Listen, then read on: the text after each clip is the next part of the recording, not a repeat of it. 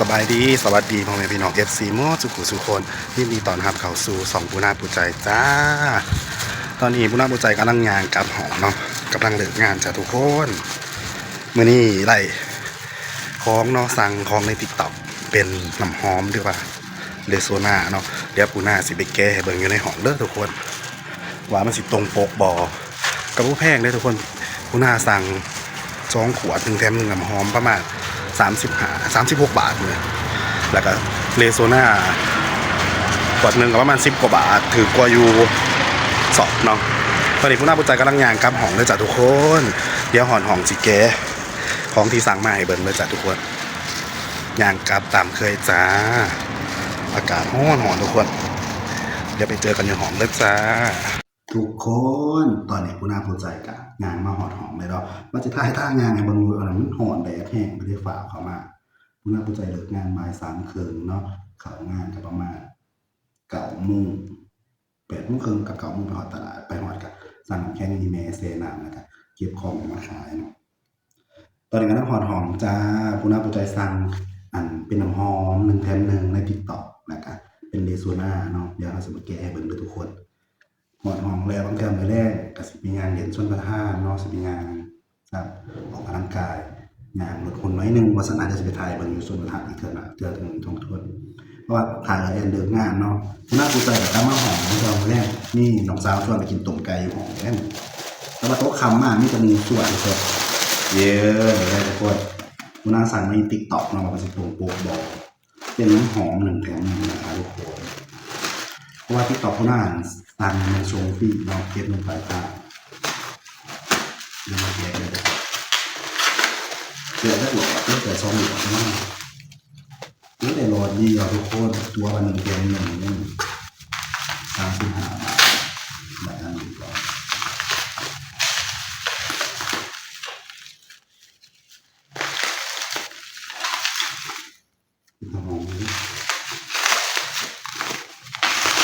ตัว1 แถม 1เท่าไหร่ดีกว่า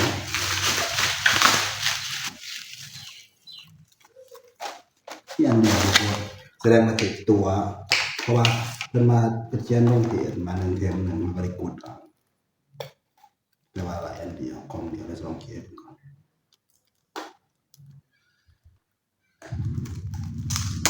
เป็นน้ำหอมจากที่น้ำหอมกินดอกไม้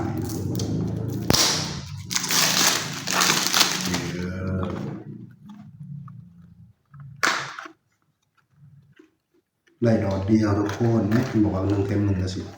ตักหาเป็นโอ้เป็นน้ำหอมแบบนี้ตรงโป๊กแต่ว่าได้ขวดเดียวทุกคนแต่ว่าในTikTokผู้น่ากดแปลเป็น1 แถม 1เดี๋ยวผู้น่าสิลองทักหาเพิ่นเห็นแต่อันเดียวแบบหอมโอเคอยู่ตรงปกแต่ว่าขวดละ35 บาทมันบอกว่าฟรี1 แถม 1แต่เห็นขวดเดียวจ้ะทุกคนเดี๋ยวจะลองทักอีกหาใน TikTok เขาก็ใส่อยู่ทุกคน35 บาทหาเย็นแบบแต่ว่าผู้น่ากดสั่ง1 แถม 1แต่มาได้แบบอันนี้ต่อไปแม่เลโซน่าเราเบิ่งเกือบอยู่อันนึง10 กว่าบาททุกคนผู้น่าสั่งกดไปสั่งโอเคอันนี้คือคนปกเพราะสื่อเลยทุกคน13ถืออยู่15 บาทในสีเดียวกันเลยดีทุกคนเพราะสายท้าสื่ออยู่ในเซเว่นหรือว่าอยู่ในสอบต่างๆเนาะครับประมาณ20 กว่าบาทแต่โบราณสั่งถือเป็น15 บาทประมาณ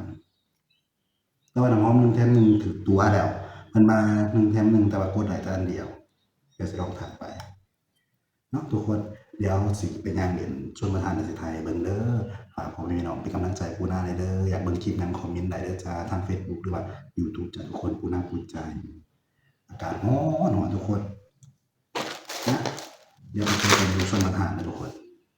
โอ้หลังจากแอนน้ำมาเนาะปูนาปูใจกับส่วนแล้วออกไปยางอยู่ส่วนประธานคือก้าวแต่ทุกคนสิไปออกกำลังกายเนาะแบบว่าค่ำมามีแต่กินแล้วก็นอนบ่ได้ออกกำลังกายเลิกงานมากอะมื้อนี้มาอยู่ห้องแล้วก็ถ่ายที่ว่าสั่งของมาใน TikTok นั่นแหละก็ตรงปกอยู่แต่ว่าเพิ่นบ่แถมให้เพิ่นเขียนบอกว่า1 แถม 1เนาะไปทุกคนเฮากำลังสิย่างไปนี่ก็ ซอยส้นประทานเนอนดีๆของบุญนาผู้ใจงานไปกับเอ็นคือเก้าสบายดีเยอะเลิกงานนั้นวันนี้เลิกแค่โมงก่อน4 โมงครึ่งหาโมงพอดีเป๊ะบุญนาผู้ใจเลิก3 โมงครึ่งช่องเงินน้องอีกแล้วจ้าสิพากันไปยางส้นประทานออกกำลังกายเนาะคือหนามาหยัดมึงไงแม่อยู่กับเรื่องถือนะฮะอันนั้นนอกมาจะได้ก่อนส่วนไปกินต้มไก่อยู่ห้องแม่เยอะเลิศไปฝากทองอยู่ห้องผู้สาวอีน้องมาเล่นเนาะพิเศษนอนว่าพิเศษนรกโทรศัพท์พาทุกคนกำลังยางไปเนาะไปออกกำลังกายละทายขอเด้อขอสิน้องเล่น2 ฝาอันอ้ายกำนองสบายดีค่ะป้าแล้วยางเล่นแม่เพื่อนสาวมาสู่เฮาอีกบ่มาเฮาเหรอเฮาหน้าตาดีโอ้หมู่ว่านี่มันเฮาก็คือคนยังเหล่อยู่ได้นี่แต่ว่าบรรยากาศสำเร็จผู้ดีไปยางรอเนาะทุกคนเนาะเลิกงานบ่ายกันสิแล้วเนาะทุกคนกับผู้นั้นเฮาเลิกมาเฮามาสนิทกับผู้ดีเลยเฮามาทุกมื้อเนาะยางไวๆนะแม่นเขามาขอยางว่าขอยางบ่ได้ว่าสิว่ายางแย่งขี้ยางเลยเนาะดีมันคือวัดดีเลยอยู่นี่มันเป็นแบบเขารักษาของเก่าเนาะแต่ว่าปะทุกคนเดี๋ยวสิไปถ่ายตอนผู้หน้าสีร้องของออกกำลังกายเสียงผู้ไรเพราะจะเสียงสมองบ่แม่เสียงกันผู้ไรล่ะจะฟังเสียงดีๆดิเสียงผู้ไรบ่จักนั่นดิป้าบ่เด็ดจังดีสาวให้จังกันสาวรักพระกฐินมหันต์ซะแม่ปาทุกคนนะครับจะเป็นยางเจอกันอยู่บนเลยคนปากกูน้าผู้ใจสิท่าไปยางเด่นเรื่องไปออกกำลังกายเนาะตอนเป็นไทยเด่นเนาะเป็นไทยเด่นฟี่อื่นหมดแม่คนนำมาเลยจ้าอยู่ส่วนประทานชื่อกาวเนาะมันก็น่าจะมองไม่มากเนาะแม่จะได้เฮืองก่อนแต่ก็ติดไม้คือเขาตะโบว่าวเนาะระดับมือของเย็นแล้วกับผู้หน้าเลือกงานมากแล้วก็พากันไม่ยางหล่อหรือตามภาษาอย่างก่อนคนโสดนะคะทุกคนปะเขาสูตรเขาต้องดูแลตัวเองเราต้องไม่ยาไม่ออกกำลังกายแหละหรือว่าคิดหุ่นเนาะพออ้วนแห้งผู้น่าผู้ใจหัน16 โลเดียวแต่มันลงเดือประมาณ80 ได้ยอด70เนาะเธอต้องเรียกว่าอ้ายสิ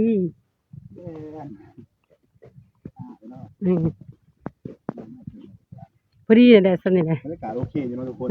อยู่ซอยชนประทานได้จากไรวางอยู่ไก่ผู้น่าผู้ใจกันมาส่วนผู้น่าผู้ใจมายางเด่นไหนเลยทุกคนไปออกกำลังกายคิดหนังมากคืออ้วนเวลากินว่าอาหารตายทุกคนเ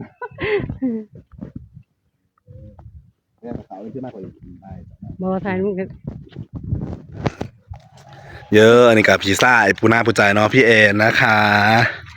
จะไปเรียนนั่นบอเรียนเป็นจังหวะล่ะลองเบิ่งเนาะลินเอาหุ่นเลยงานจะสมัยอยู่ว่าเทศเกี่ยวกับอย่างขนมบ่ขนมท่าเอ็นบ่เป็นพวกหมอแกงแล้วกับขนมสั่นนั่นบ่ขนมสั่นเขาจะไล่สีบ่ในส่วนนึง2 สีเขาหนินใบเตยเนาะต้นใบเตยเขากินต้นสบับเลยตัวนี้พอเขาเคยเห็ดคือการตะกอนหมอแกงกับเป็นไข่เนาะเป็นไข่ก็เผือกกันบ่ปั่นใส่กันนะผู้นำผู้ใจเคยเห็ดตาแล้วก็ท่องยิบท่องหยอดกันเป็นไข่แรงไข่เป็ดกับไข่ไก่ผสมกันนะครับแป้งตีเคยเห็ดอยู่ก็เห็ดตะกี้มาทุกคนถ้ากับสิไปเรียนออกกำลังกายถ้าบรรยากาศโอเคเลยแม่ธรรมชาติแม่ธรรมชาติตอนนี้เขาก็งานมากเพื่อแม่ผู้ร่างผู้ใจก็ได้ลืมมาเพื่อเมื่อยงานไปย่างมากเพื่อเมื่อยเนาะโอเคเดี๋ยวจะลองเหรียญบางเรื่องเสียระยันทายให้เบิ่งผู้ร่างผู้ใจสิมาลองเหรียญด้วยตาตัวนี้เป็นเดี๋ยวห้องวิ่งหน่อยแม่จะเราไปวิ่งทั้งหนาที่ไปยืนอยู่ฝุ่นพุ่นนะยังจะได้เดี๋ยวแต่ก็จะทั้งก็ต้อง2 คนเนาะดิแม่ได้เสียว่าแม่สวัสดีแม่มือสักเยอะวันนี้นะสิจอยพี่น้องเอ้ยสิมีผู้ทรงผู้ชายมากๆคือเขาแม่สวัสดีไปได้หนึ่งสมองแม่จะกระเดียดแค้นให้มันจำที่เขาจะออกแค้นออกคานะปวดดีเยอะจะมีท่าเล่นนะพี่น้องเขาก่อนจ้าเยอะเลยหันมาออกกูหมื่นจอยได้เลยแต่ว่าเยอะกูน่าจะลองมาหลิดเป็นเรื่องนึงพี่น้องยังไม่ถึงคุณกับที่กันที่แมนตัวนี้มันคูเดียวทีคือเขาเยอะเอ้าเฮ็ดเป็นแต่หัวแล้วก็หมูขึ้นเนาะหมูขึ้นเครื่องหันเอ้าเฮ็ด พ่อเหรียญอยู่ถึงว่าบันไดเหรียญเนาะงั้นมันไกลๆมาเห็นที่ตา อุ้ยเห็นแจกคัดว่าไก่โผดมันอืม เฮ็ดได้สิวะ แม่นมันเห็นทั้งคาน่ะอืม เพิ่นให้เหรียญพี่เด้อพี่น้องมาเหรียญได้เด้อออกกำลังกายเด้อทุกคนเลิกงานมาบ่เฮ็ดงานนี่สิได้มันต้องใส่กางเกงแบบว่ากีฬาเนาะเหรียญเนาะ แต่เราไม่ใส่กางเกงยีน เริ่มมาน้องนี่เพิ่น จะนี่แกงค้าเอาแกงเด้อ เพิ่นคิดอะไร แกงค้า คือกัน อือฮึ ทำไงอยู่เด้อนี่เด้อตาเดียวดูว่ามันทักก็บ่ บ่หมดนั่น นี่อันไหนนี่เรียนๆน้อยๆมาดิทุกคนนั่งมาเก็บมาเอามาเลยมันต้องใส่สุดมันผู้น่าใส่สุดบ่ถือมือต้องเป็นพวกกางเกงขาสั้นเนาะ แม่น ชุดกีฬาอะไรครับว่ามันออกกำลังกายได้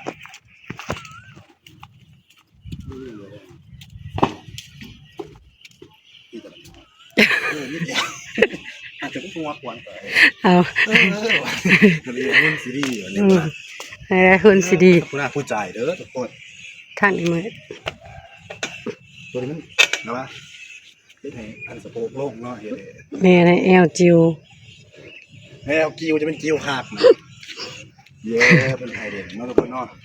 สามารถมาเหรียญได้บริเก็บนั่นเนาะทุกคนตัวนี้มีเงิน ทีบ กี่ตังค์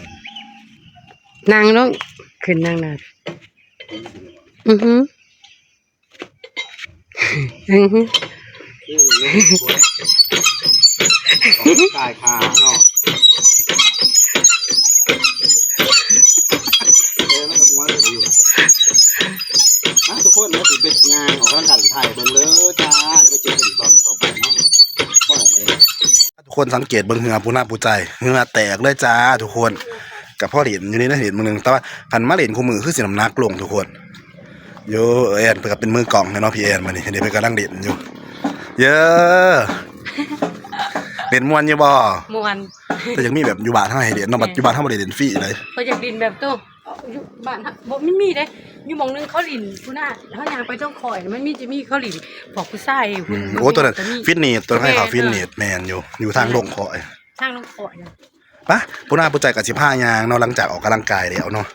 ก็สิย่างกลับไปงูมางก็ไปงูมาอยู่นี่แหละจักหลายๆหลอดจังสิมื้ออาบน้ำมานี่ผู้เทื่อมีเท่าอาบน้ำมาเหงื่อออกกันบ่ล่ะ ไม่เอาเม่นให้เก่า เย้ ไม่ กับพี่แอนคือก้าวเหมือนอีสองคนอายน้องเนาะโสดอยู่บ่ล่ะ โสด โสดสบายผู้น่าผู้ใจกับโสดคือกัน โสด ก็สิเฮ็ดคลิปไปนำเฮ็ดงานไปนำเด้อทุกคนอยากเบิ่งคลิปหยังคอมเมนต์ได้เด้อทาง Facebook ด้วย คอมเมนต์ให้ผู้น่าไปโหลด แม่ผู้ไลค์กดแชร์เนาะเพราะได้คลิปแต่คลิปหยังหั่นน่ะ อันไหนคลิปให้ เพราะว่า ผู้น่าไปโหลด แม่ ค่ะ โอ้ยไปโดดดงนี่บ่ผู้ที่ปลากินแต่เกลืออาหารปลายังบ่กินเนาะ ถ่ายคลิปไหนผู้น่าเลยน้ำดิน แต่ละมื้อแต่ละเวว่าคันสมมุติว่าเฮาย่างแต่ผุนมาผีมันก็สิจอยแล้วเขาว่าเลยเนาะหน้าท้องก็สิได้ลงครับว่าสุขภาพเขาว่าสุขภาพกับทุกเทิงมาจอยแห้งจอยลงแล้วว่าซะ เอาหุ่นวะ แม่น อยากเล่นตอนนั้นเนาะไปเรียนอยู่ครัวบ้านเท่าเลย อยู่ปากเสเห็นบ่ ครัวเนี่ยไปเกิดทั้งคู่ตอนลง เค มาย ได้อันนั้นเมื่อยกว่าหั่น พวกเขาไปเรียนย่างเอากับเมื่อยไปเห็นเกิดทั้งคู่ลงมาโอ้ปวดบ่มีแข็ง ทุกคนก็สิย่างเล่นไปเรื่อยๆเนาะมื้อแรกจังสิไปกินข้าวอยู่ห้องผู้สาวเนาะน้องสาวอยู่แล้วไปกินต้มไก่น้ำมันส่วนแตะบาบ่ได้ทานมันมืดช่วงนี้มันก็มืดแน่นอนอยู่ห้องเพิ่นเนาะผู้น่าก็สิย่างออกกำลังกายก่อนเด้อจ้าตอนนี้ย่างออกกำลังกายแล้วเนาะก็ได้เห็นเจ๊คนหลังเนาะมันก็ได้ส่วนเด็ดบักพริกกันทุกคนมาเด้อเด็ดบักพริกนำกันเลยอันจักบาท60 บาทบ่โอ้50 บาทต้องนางเด็ดดีกว่าย่างที่ซื้อเหงื่อออกเนาะเหงื่อหีออกโอ๊ยมาเลยทุกคนเด็ดบักพริกนำกันเลยแกเด็ดสิล่ะกำลังสิแกเล็ดเนาะมาเถื่อว่าพ่อได้ค่าน้ำเนาะน้ำตรงน้ำปานเขาขอบใจตัดมันต้องตั้งใจเด็ดมึงผู้หนักก็ว่าเอาเล็ดที่ซะแม่สูตรจะบอกหานะ ไอ้กล้องอยู่ สูตรอยู่ผัวจะพูดกว่าดู3ผัว4เดินเลย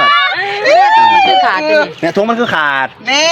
อีเดียมึงเอามาจากไหนเนี่ย เอาตัวไม้บอก ทำไม ก็มัดไปคือที่กระสาน มา ไล่รอมาทุกคนเดี๋ยวเขาสีเด็ดบักพริกก่อนเด้อหารับจอก่อนทุกคนโอ้นตอนนี้เขากะนางเด็ดบักพริกจ้าบักพริกงามๆมาเด้อกินสมเด้อ มายางออกกำลังกายก็ได้ว่าเห็นแมนเห็นสะแมนคนหนึงก็ได้ว่ามาเลยเรียนบักพีกซอยการมันมาทุงมา10 บาททุกคนเด้สร้างคำเนาะมาเรียนซอยการที่มันแหลว หัวสีรูกสาวสอง อันอยู่ซอยชนประทานคือกาวทุกคนมายางเหรียญทุกแรงเนาะปูนาปูใจกับบริเฮ็ดหยังเดือกงานมากับมายางออกกำลังกายจ้าคลิปนี้ก็บ่มีหยังละ